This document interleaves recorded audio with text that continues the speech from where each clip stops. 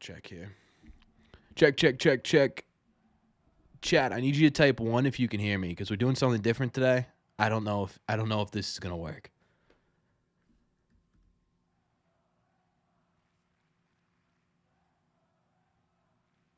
Tracy, thank you for being here for 21 months. Also, Dale, right before the live stream, Dale wanted to talk to Jordan real bad. I appreciate you becoming a member of the Red Seat of Red Sea Radio. Thank you very much. I'm just going to go with you guys can hear me. So we'll see what ends up happening here. What is going on, everybody? Welcome back to another Red Sea Radio members-only stream, the best night of the month. And we're in here with a very, very special guest. It's the first time we're ever doing anything like this on this channel. Because today, ladies and gentlemen, we are joined by Jordan Leandre. I don't want to get that wrong here, but he's here. He just joined the Just Baseball team. He's been a Red Sox fan for basically his entire life, and he's going to come on here. We're going to talk to him. You guys going to be able to answer him questions or ask him questions. He's going to answer your questions. We're going to have some fun on this channel. So without any further ado, ladies and gentlemen, Jordan Leandre. Hopefully, did I say your name right? It's Leandre, right? It's nope, Leandre.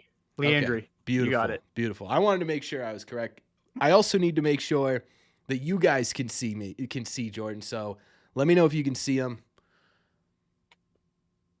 Yes. Okay. So the man who threw the ball at the Jewels. That is that gonna be that may follow you for the rest of your life, man. It's definitely doing a good. It's been doing a good job of that so far. I actually took the picture. The thumbnail of this video is you doing the interview where you like talk to the guy you threw the ball at again. So that was the only high quality one I could find. So just a heads up. But anyways, Jordan is here today to talk a little bit about the Red Sox offseason. And right before we went on, huge news broke. The Toronto Blue Jays, obviously in the AL East, just signed Dylan Cease, 7 years, $210 million. First and foremost, can we get your live reaction to that signing? And what do you think it means for the Boston Red Sox? Yeah, I think for Dylan Cease, this was I kind of took a shot in the dark when I wrote this for Beyond the Monster, predicting him to go to the Jays. It just seemed like kind of a big move, a big market move that they would do in kind of reaction to coming up short in October. So them signing him, not necessarily shocking, but when I saw that it was 210 for 7 years, 30 mil a year for him, that took me a little bit by surprise. I personally like Dylan Cease. We talked a little bit about it before coming on. Yeah. Ceiling wise, probably the best pitcher on the market when you factor in all the variables of like durability, stuff, etc. But this is going to go one of two ways for Toronto because that's kind of Dylan Cease's career. It's either going to be fantastic or one of the worst contracts in baseball. My personal feeling of Dylan Cease is I think it's going to be closer to a very good deal for Toronto than a terrible one. But I don't see there being a whole lot of gray area there. We're not going to see many 3.5 ERA seasons. It's going to be like perennial Cy Young or like, they paid him 30 mil for, a 4.10 ERA. Yeah, like.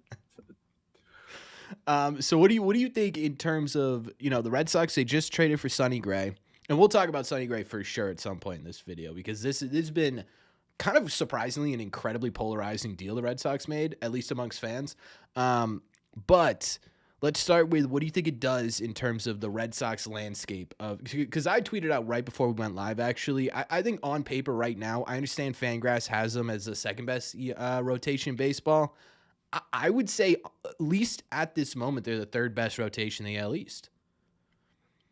Yeah, I think because, Fangraphs is what, like the top 7 or 8 starters, or like everybody they expect to make at least 1 or 2 starts for them. So I do think as far as depth of the rotation goes, I don't think it's that incorrect to put them in the upper echelon of baseball. I mean, they've got Crochet and Sonny Gray. Those are 2 all-star caliber pitchers. I know Gray had a 4.28 ERA. I know that's what a lot of people are going to say.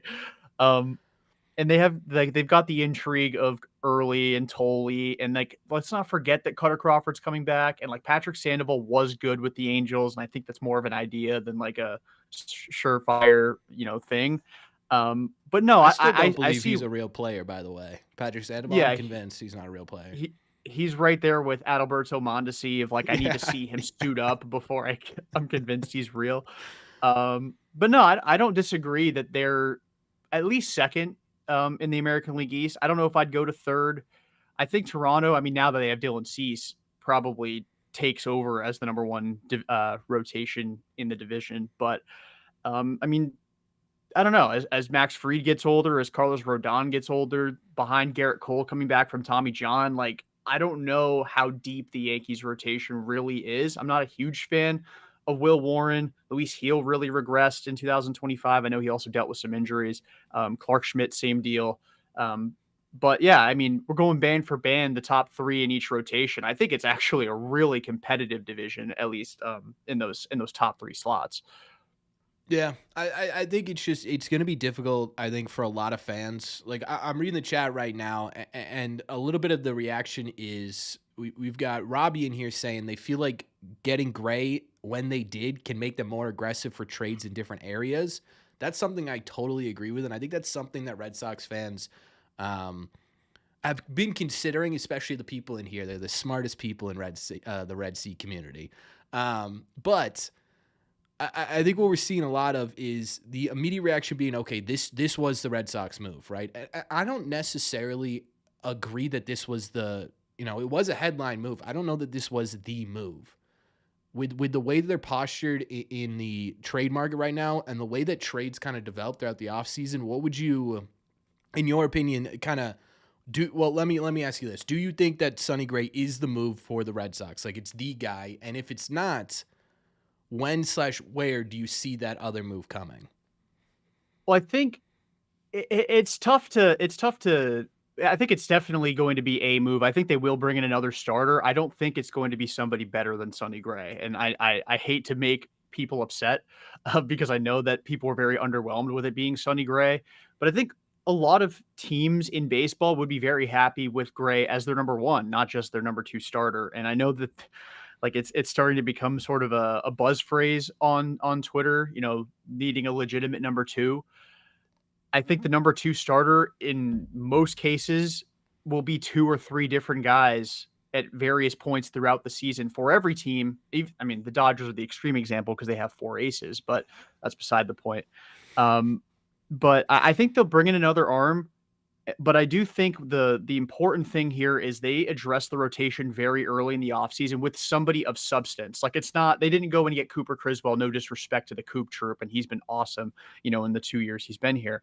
But they got a guy who they can feel comfortable with as the number two in their rotation and kind of play out the rest of their offseason. And if, the Hunter Greens or the Tarek Skubals or even the Joe Ryans, the Twins have talked back the idea of trading him, if those guys are available, that's when you get aggressive. You go get them. That's your number two starter. If not, you've got Sonny Gray. Maybe you bring back Lucas Giolito to kind of round it out. Maybe you make a play for Ranger Suarez. Maybe you trade for a guy more in that 3-4 range. Or you just use your top trade chips, which again, didn't trade either of them to get Sonny Gray. Yeah. And you go and you get a bat. Because I know that the market's very top heavy for bats, but like if they want to get, they could tell Marte sweepstakes, they're going to need one of Duran or Abreu to get that done. They're not going to do Easily. it with just prospect capital. Yeah, I totally agree. I think it opens up a lot of possibilities that I don't think the Red Sox had fully before that deal was done. We did get a $5 super chat from Dale in the middle of that. And I want your reaction to this kind of hot take here. The hot take from Dale is that if this was the only move for the rotation and they add two bats like Bregman, and he specifically said Murakami, he would be happy. Personally, I don't love the idea of the Red Sox because he's going to cost a pretty decent penny, I think, Murakami. I don't love the idea of the Red Sox kind of going into this window of contention with Bregman and then this total mystery, right? Murakami could be an MVP candidate. He could also end up being a guy that takes at minimum a couple of years to develop at Major League Baseball, and that scares me a bit. I don't know. What do you think your feeling on would be if the Red Sox finish the offseason, their big moves were Gray, Bregman, and Murakami?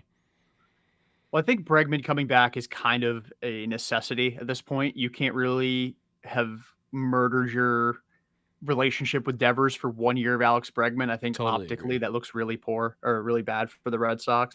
Murakami, I think he's going to be great for a very short period of time. Like I think those kinds of hitters have, stretches of dominance. Like Joey Gallo. I think he's very much Joey Gallo-esque. Like, he'll be great for 3, 4 years, but then when it goes quickly. I personally would stay away from Murakami. I don't I would rather go if they're gonna go the Japanese first base route, I'd go with Okamoto. He seems like a much safer bet. He profiles similar to, say, a Suzuki offensively.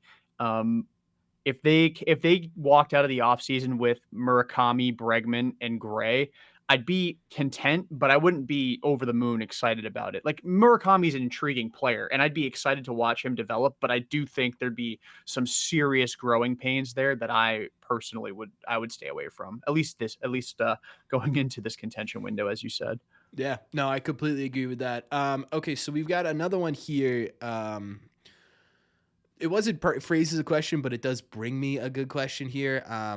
The person said, "Please don't trade for Marte. Marte feels like you're saying bye to Bregman."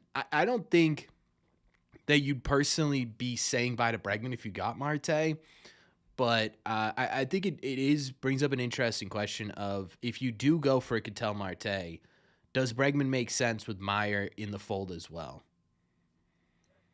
Um, Yes and no. It kind of depends on other moves because I think Cattell is a guy that you'd rotate in at DH, so that really Yeah, more so totally. displaces Yoshida.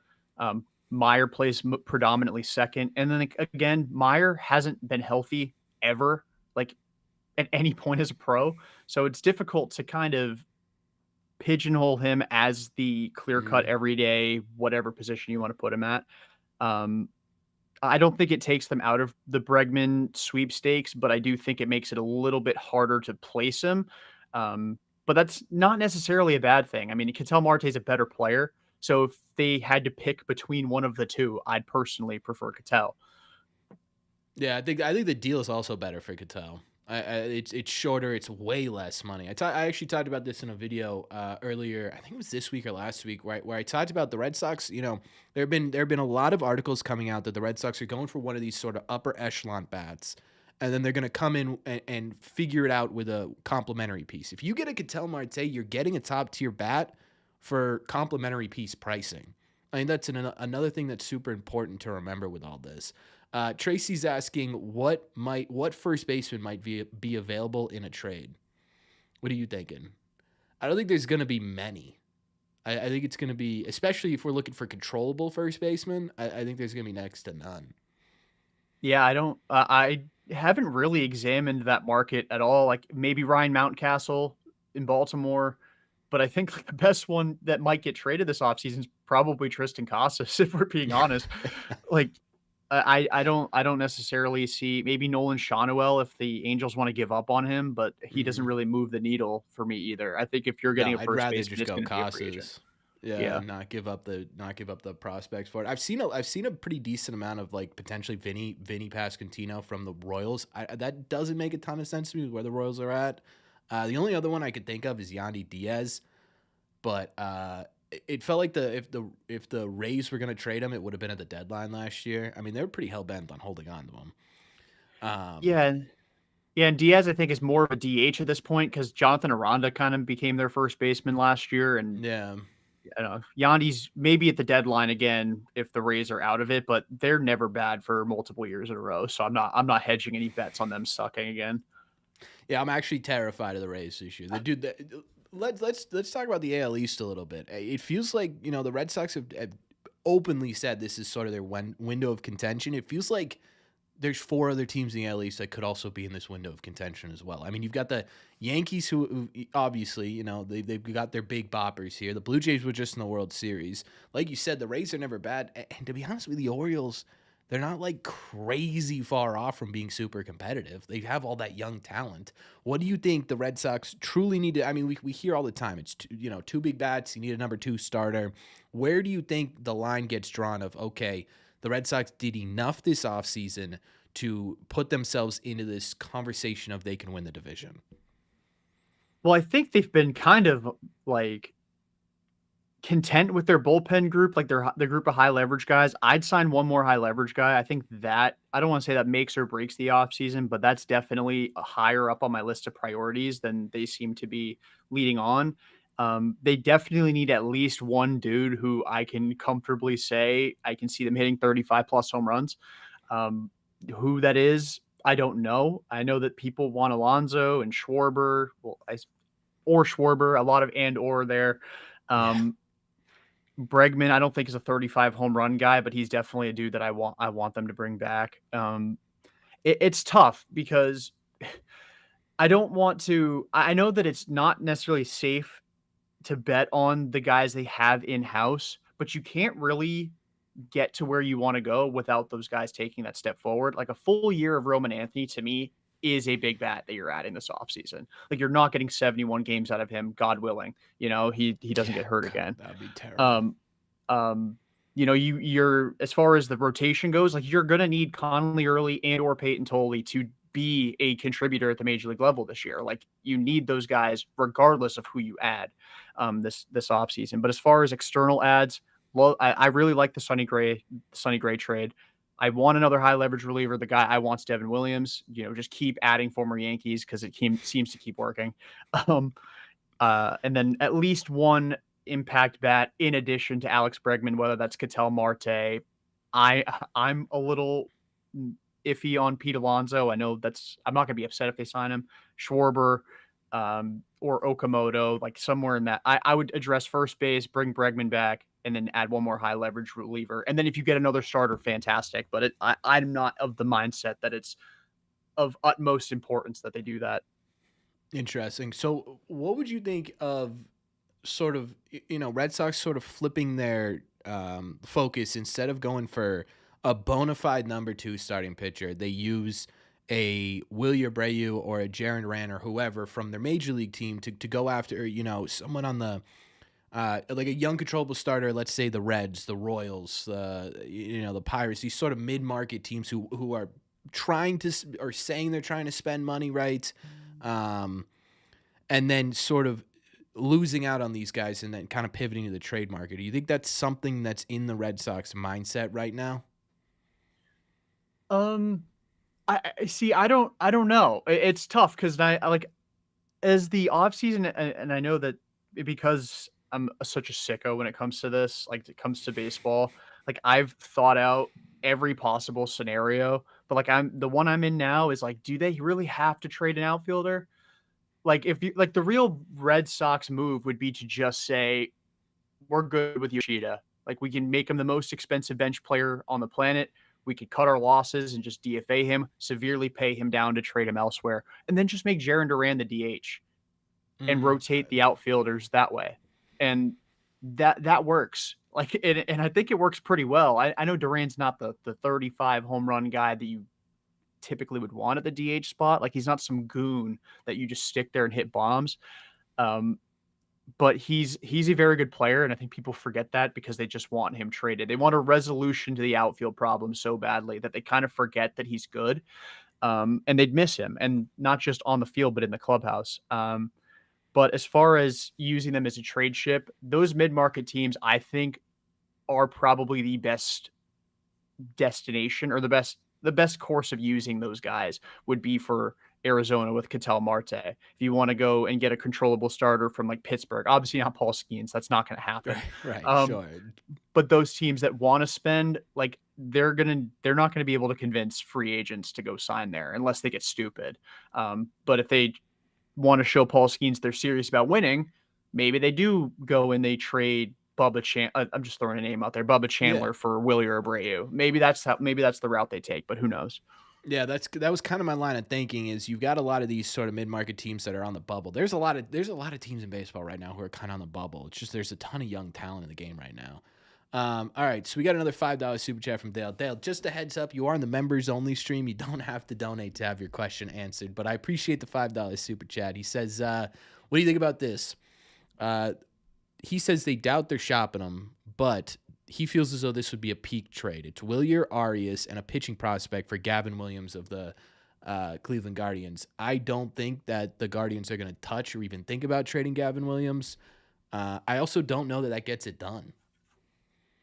Yeah, I think they like Gavin Williams a lot over there, and for good reason. He's very talented, but like behind Tanner Bybee, like they don't have Bieber anymore to fall back on. they kind of need their high end pitching talent. I think that they probably do the Cleveland Guardians thing of, making cheap additions in the outfield market. Like I could see them going after Adolis Garcia, freshly non-tendered, or Mike Yastrzemski, and that's kind of the pathway they take to addressing the outfield. Gavin Williams is very good. I wasn't in love with him when that name got floated around at the deadline. I have since changed my mind. I think he's a very talented arm, but I don't think the Guardians are interested in shopping him. Maybe they'd be willing to trade Tanner Bybee, but he doesn't move the needle quite like Gavin Williams. Yeah, I don't think Tanner Bybee's the exact sort of pitcher that the Red Sox are looking for here. One of the other things that was mentioned in the chat here is the Mets. They just traded what was it? It was Brandon Nimmo, right, over to the Rangers. They might be looking for some outfield help. Is there anyone on that sort of roster right now that you'd be okay with parting with Duran or Willier for? I saw Kodai Senga getting floated in the Twitter space. That to me would be a no-go. No, it'd either be McLean or Tong, but I don't think the Mets would want to part with either of them. Maybe Tong because he struggled so much in his limited MLB experience. But if you're the Red Sox, do you want to trade for a guy who struggled so much in his limited MLB Bingo. experience? I'm not. I don't see the Mets as much of a partner there, unless actually I don't really see them as much of a partner there really at all. Yeah, they feel like a perfect candidate to go out there and spend some money this offseason. I mean, they always do. Mm-hmm. I could see them going after like Cody or somebody like that, like Bellinger or Yeah. Tucker. Bellinger feels like a perfect fit with the Mets, actually, low key. Yeah. Okay, so next we've got a question about sort of we're talking still about the outfield, but maybe we bring it back a little bit. Let's say they dump Yoshida and they're using this sort of DH role as a rotation here. You've got to fit Christian Campbell in there somewhere.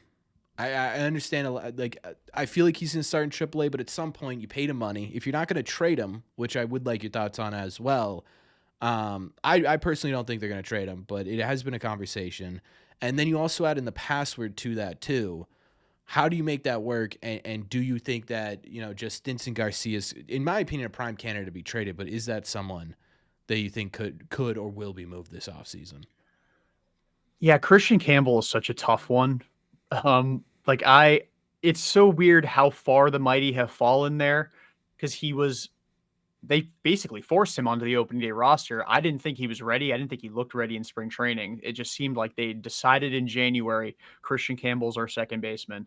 And like now he's kind of fallen out of the timeline. And the only reason that we're kind of clinging to him is that extension. And I don't want to, talk ill of Christian Campbell. I still think he's gonna be a good player. I think the likelihood of him getting traded is slim. I'd be open to it in the right deal. Like I could totally see him being in the Ketel Marte trade. Like for example, if that was again an avenue the Sox wanted to go. Justinson Garcia, I sometimes forget he's even part of the organization because the Sox have so many outfielders that we have to talk about. And I feel the same. I mean, he's not an outfielder, but I feel the same about Franklin Arias. Like he was ranked number 2 on Baseball America's Red Sox prospects. He's And I'm still like, a top oh, 100 prospect. yeah. I'm like, oh, that's right. They've got a shortstop prospect in the top 100 as well. Like that's crazy. And I feel like he's kind of fallen out of, maybe it's just because the Sox have so many young players in general. But yeah, I think Justinson Garcia, I know fellow Pesky Report guy, host Hunter Knoll, thought that Justinson was 100% going to be traded at the deadline last year. I would be shocked if he's in the org come spring training. Yeah, it'll be interesting to see what they do with him. To me, that's not a headline piece for a controllable young starter, or he's not the guy who's going to be able to get you to Ketel Marte. He's going to be sort of a lump in with somebody else. So it's going to be interesting to see what kind of package he ends up getting into. As we're talking, I do want to go back to your point of it feels like you forget about the minor league system. I think it's because this year, I mean, you got Roman Anthony, you had Marcel Meyer, you had Christian Campbell, Peyton Tully. It's like every single big prospect the Red Sox had came up last year. So I think that's a big reason why you sit there and you're like, wait, the Red Sox still have how many dudes in the top 100? That's insane. And speaking of that, in your opinion, of the sort of prospects on the pitching side of things, you talked about the Red Sox needing Peyton Tully, needing Conley Early, one of those guys to step up. Who do you think is most likely to do that as of this point in time right now? At this point in time, I think if we're talking starting pitching, it's probably Connolly early. I think he'll get the first crack at it for just for the fact that he's a little bit more polished. His secondaries are a lot better. He's proven to get deeper into games. I still think it's tough to compete with that kind of fastball that Peyton Tolley has. Like the ceiling will always be higher with Peyton Tolley. But I think Connolly early has the edge right now just because of the secondaries and the fact he's been able to get deeper into games. Now they do want him to sustain his whether it be his stuff or his command or however you want to phrase it, deeper into outings. I know he was giving you 5-6 innings a pop in the regular season. Um, but I do think he's the likeliest. But if it ended up being Peyton Tolley, I wouldn't be shocked. And it's not even necessarily a matter of one being bad, the other being good. It's just if Tolley puts it all together, that dude, like you want to talk about a number 2 starter, like that dude's like diet Garrett Crochet in the making if he puts it together. Yeah, I agree. That guy's going to be an absolute freak. I also could see him potentially, and I've said this a lot, and I don't know, I've seen a lot of people agree with it. I think he's going to start the year not in AAA, but in the bullpen. Red Sox are kind of starved for high leverage lefties. They traded away Bernie, they traded away Murphy. You don't have Matz or Wilson at this point. I mean, obviously you can sign those guys back, and all of a sudden this entire philosophy goes out the window. But what would you think about starting the year with Peyton Tolley, using that fastball? Maybe he develops and he feels really comfortable with his slider or his changeup or whatever as sort of a higher leverage arm to at least begin the season. That'd be interesting for sure. And they've done it, but in the past in previous regimes, but like Cutter did the same thing. They did it with Tanner Houck. I was about to say Houck. Yeah. So I could Bayo see a it. bit. Bayo a little bit. Um, I don't know if I see that being kind of what they want to do with him because I think the best way for him to work on those secondaries is to use them, AAA. is to use them for 4 or 5 innings a pop as opposed to just airing out his fastball. And I could be wrong there, but it's an interesting thought for sure. And they just have so many starters that I think are too good for AAA. Like Cutter's not going to be in AAA, and maybe he's not even here. Patrick Sandoval, Yeah. same deal. Like they only have 5 rotation slots. I don't think they're going to go to 6. And like Cooper Criswell is kind of there too. So that's another starter that I don't think he's got any more options. So he's got to make the team or he gets cut.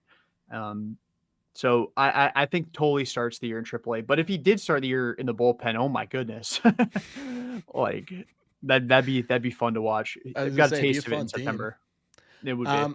All right, so I don't want to hold you too long, so we'll do one more question from the chat here, and then I have one more question I want to ask you personally here. But the first one is we're going to do the chat one first, and that is just what are the odds right now that we trade for Joe Ryan? Personally, I think it's like 15%, and that might be generous. I'd say pretty low. I don't know about percentages. I'd probably be around your number there. I don't think the Twins really want to move him. No, I think they wanted to take one more crack at extending him. And then again, you asked me again in June if the Twins are 15 games under 500. I think the odds go way up. But as far as during the offseason, I don't think it's going to happen. Okay, and then the last question I got for you here before I let you go, give me your prediction as to what the Red Sox end up doing this offseason. Ooh, okay. It's a loaded one. I've been on a heater lately with predictions with Cease going to Toronto, with Sonny Gray being in the rotation. So let me just pull up my last mock roster because I'm just going to read straight from there. Chad, he's got it down statistically. Yeah, we're gonna roll straight from the mock roster. So I got Devin Williams. I think they're gonna sign. I apologize for butchering his last name. Imai, Tatsuya Imai, the Japanese right-hander. I made a I made a full 15-minute video. I said Imai. I got 100 different comments. It's Imai. You're saying is it Imai? Right way. Yes, you're saying it the right way. Sweet. I was torn between the two. I'm glad I won the coin flip there. And then I think they double dip, and I think they wanted.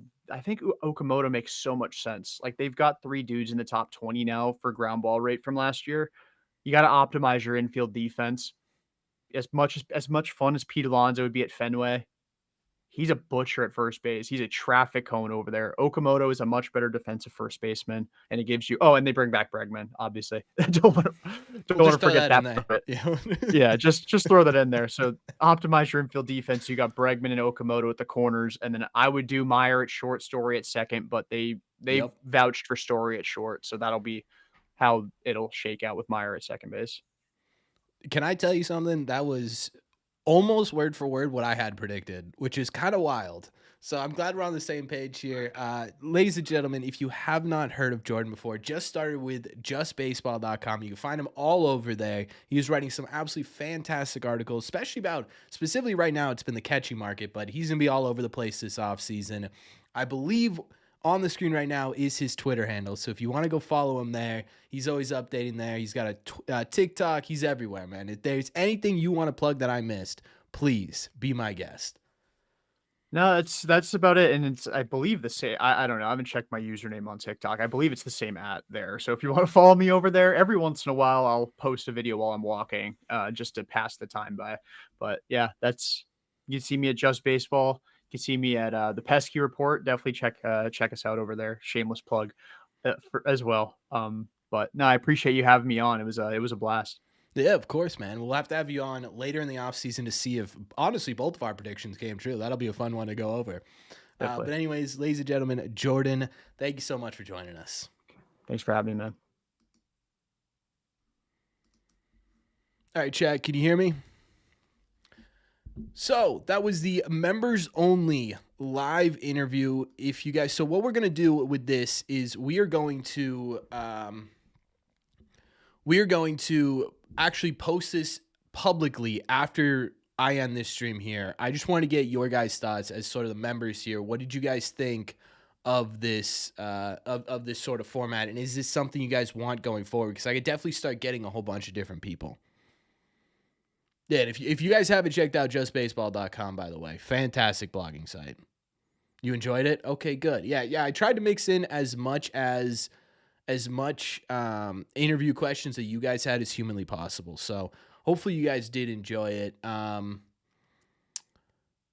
trying to figure out. Sorry, Chad. I'm trying to figure out if I end this and then just call it a day, or if we continue and then make it public. Because the problem is, if I make it public, the entire thing's going to be public. That's the issue here. You guys just agreed on everything. That's fair, Dale. That's fair. Well, yeah. All right. So I'll look for someone who's been, maybe a bit more negative, or maybe has a differing opinion. I absolutely can look at that for sure. Maybe we'll do a little bit of a live debate or something like that. Continue on a new stream. Do you guys want a new stream? I'm trying to think of how this is gonna work. I suppose we'll do this one as we'll call it a day, and then we will make this one public, and maybe I'll do a new one. Interview Shaughnessy. I'm not sure he does that. All right. So I will. I'll see you guys in just a second. Hold on.